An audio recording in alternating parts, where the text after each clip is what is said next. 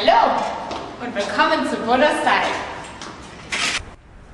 One of my most favorite designers once told me a garment should be as pretty from the inside as from the outside. Therefore, I want to work with you guys today to create a lining pattern for a jacket. That exact same method you can use for any other garment. And this is what you need. You obviously need the pattern. In our case, it's the Burdastyle jacket 7994 in case you want to do it. A ruler, best is a clear plastic ruler so you can see the inches right through. And a couple of pens.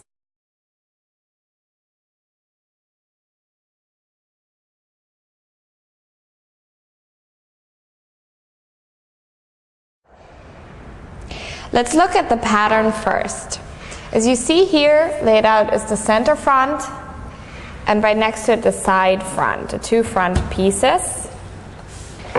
Right here we're having the back pieces, again containing out of two pieces, center back and side back. And then the sleeve, the upper sleeve with some tucks on the top and the lower sleeve. And then here, over here, you have the facing, the front facing and the back facing. Those two are really important when we start creating the lining.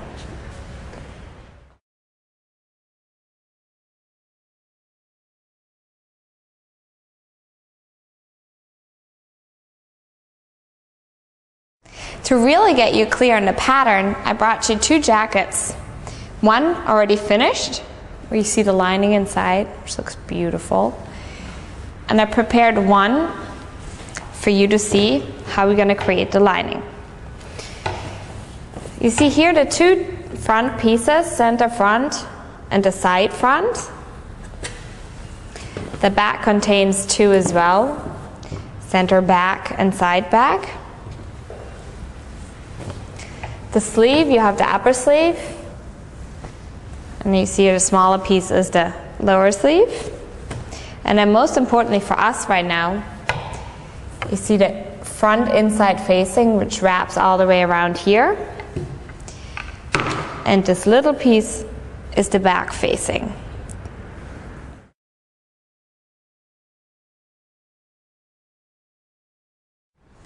First thing I'm doing is cutting out the two facing pieces, front facing, back facing. And now we're ready to place them on the patterns to trace around it and create our lining pattern. You see here the front pattern piece, like that. I'm putting the front facing right on top, lining it up exactly all around it. Best is to secure it with a couple of pins to make sure it stays in place.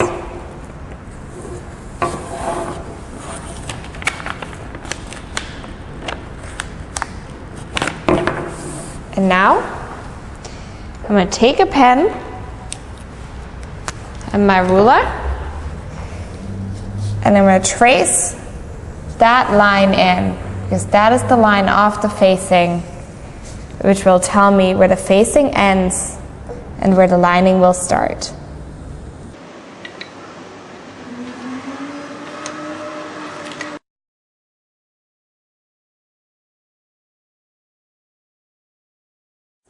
Now we're moving over to the side front and do the same thing. In order to do that, we got to take off that facing piece, move it over to the side front piece, and line it up on the side seam. It's important that you line it up on the side seam and not on this center front, side front seam, because otherwise we'd be missing the seam allowance here. It needs to be lined up over here. Secure it.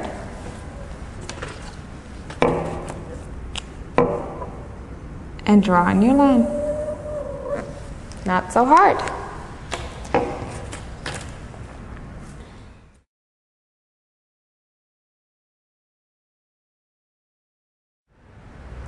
Now we're moving over to the back with this little back facing. Same thing, same system. We line it to the center back. Oops, let me check. Yes, that's all correct. The reason you have a gap here is because this is cut on fold, therefore there's no seam allowance, yet there's a center back seam, so the back piece needs to have a center back seam allowance included. I'm going to fixate that.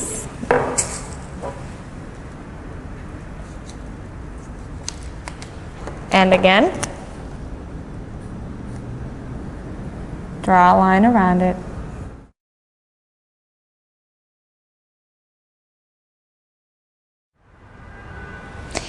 Now I filled in all the spaces that will later become the lining with the purple lines, so it becomes very clear to us.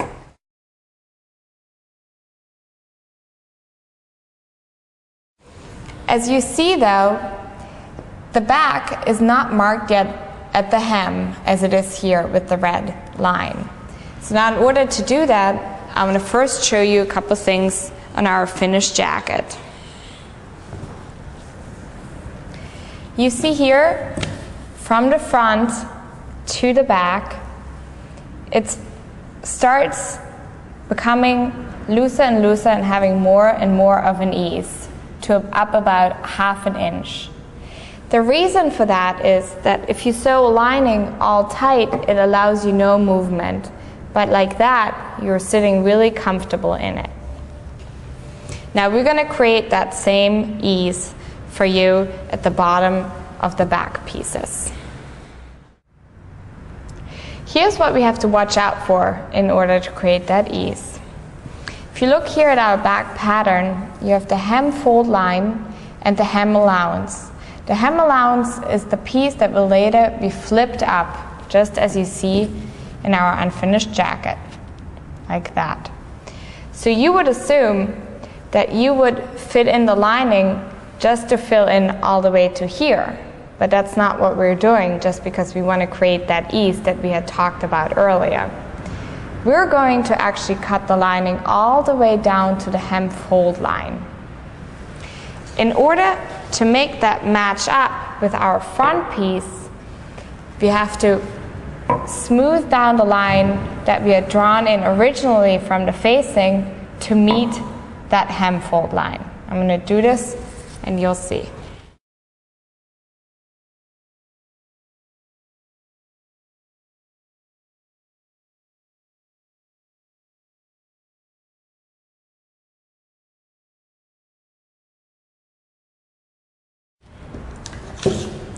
Again, we had said we'd use this hem fold line as the ending of the lining. Now that will later meet here the front side piece. So now in a smooth curve, slightly curved, we kind of bring that up to that point, which will then meet the very front piece at the facing.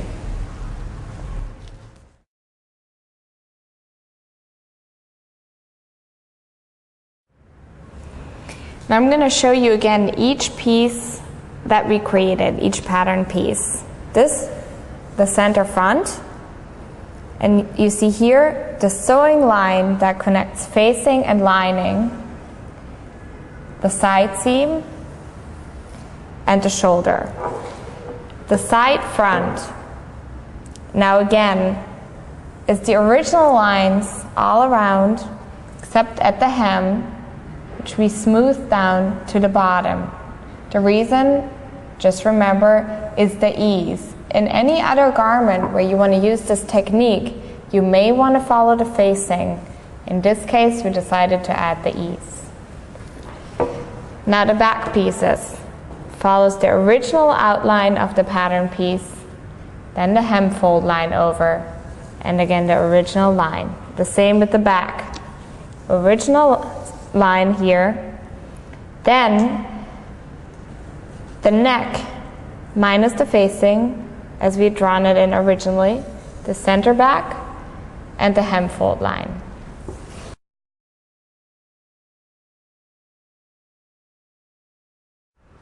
Before we now can get ready to cut our pattern, we of course have to add seam allowance, otherwise there's no room for us to connect the facing with the lining then.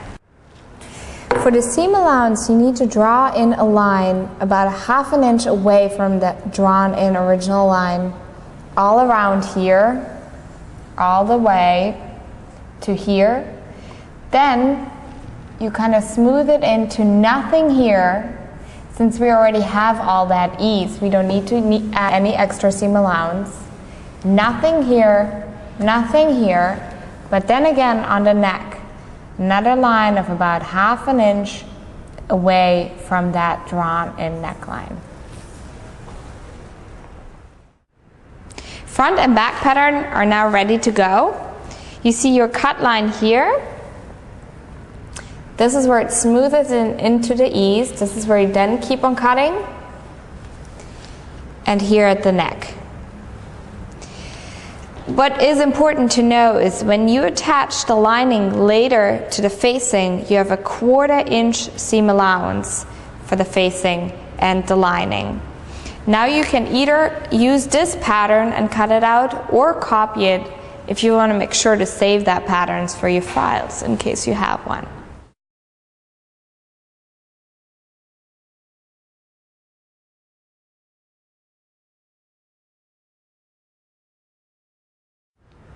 The sleeve patterns are really simple. That's why I left them over for the last. I hope you still have some patience. Let's go see.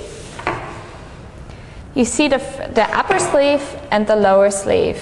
And I just drew in the lines that we have to cut for the lining. It's basically exactly the same that you cut for the self on both cases, except the hem. The bottom we again cut on the hem fold line, exactly out of the same reason than the back, to give the sleeve some ease when you move in and out of the sleeve, that you just don't get stuck when you wear heavier clothing underneath. And that is really it. Now you just need to copy that too and go have fun with the lining.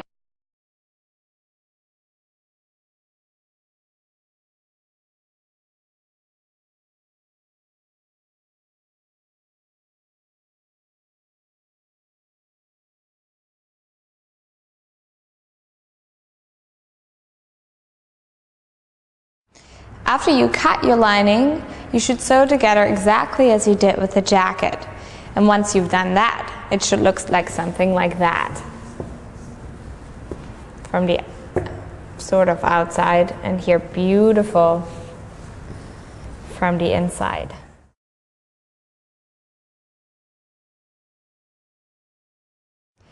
I'm sure you'd like to know now how to set in that lining you just created.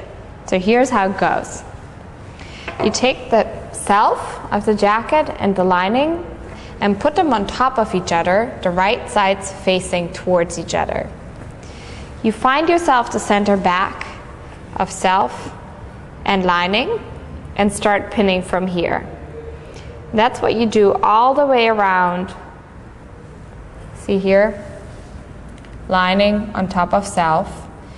By orienting yourself always at points like center back, shoulder seams, then later on the bottom seams are matching up, just to keep it all in the correct place. You have to leave yourself an open space at the bottom where you then end up pulling the jacket through.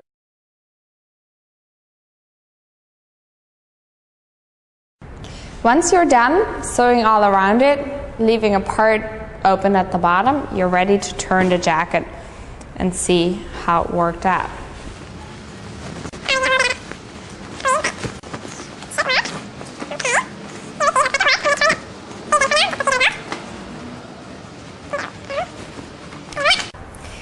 Now what's left to do is closing the bottom and the sleeves, and obviously turning the jacket all the way through. This is usually done by just a nice hand stitch. I'm going to show you one that's the best for that, and the same is done with the sleeves. In order to do the sleeves, you pull them back out. so you get them from the inside out.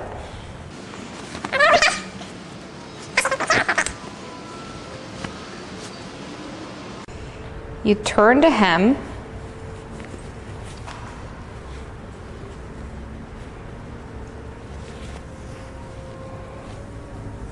Pull down the lining.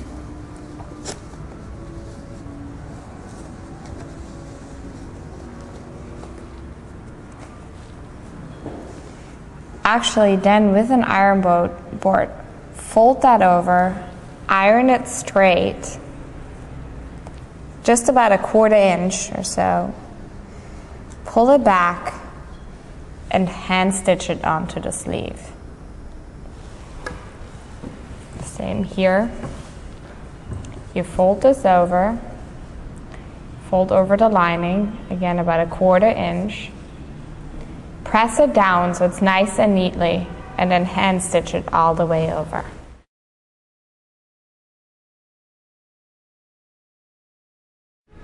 The best hand stitch to connect the lining at the sleeves or at the bottom to the self is the back stitch, which means you just basically hold the lining back a little bit, like that, stitch backwards into it, and then stitch backwards into the self. So you create little loops which hold it really tightly all together, and that all around. Another thing that I would suggest to do is to keep the lining securely in place while you take the jacket on and off, is to, at points like the shoulder, the underarm, maybe the mid-shoulder too, to just make a little hand stitch all the way from the lining into the self in the front, just, you know, hide it right in between the seam, that you don't constantly have the lining moving around. That's all for the jacket. I wish you good luck and a lot of fun wearing it. Bye.